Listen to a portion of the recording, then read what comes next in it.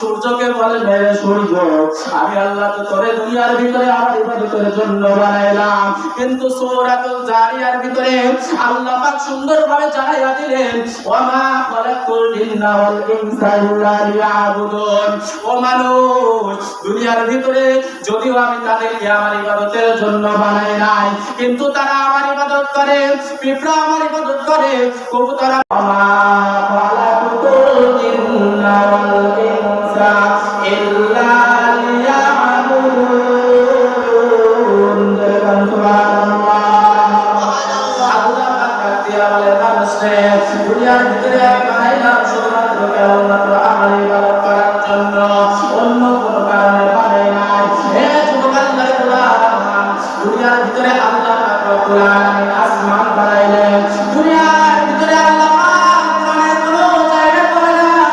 ও পিতা, আমি আল্লাহ পাক করে আমার ইবাদতের জন্য বানাইলাম, আল্লাহ পাক কোরআনের কোন জায়গায় করে নাই।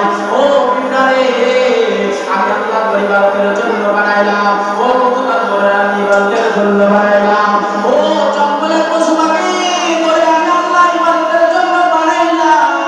পাহাড়কে বলে নাই, ও পাহাড়, আমি আল্লাহ পাক করে আমার ইবাদতের জন্য বানাইলাম।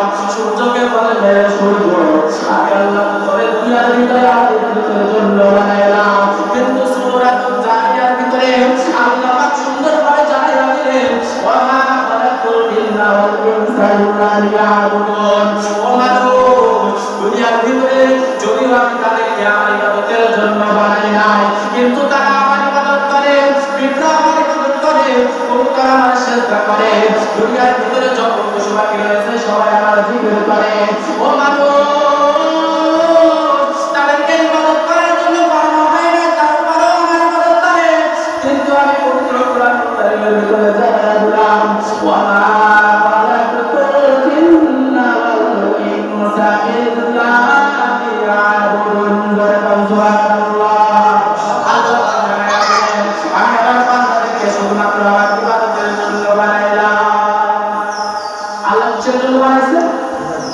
একমাত্র তার ইবাদত করার জন্য বানাইছেন। অথচ আমরা দুনিয়ার ভিতরে ইবাদত করি না।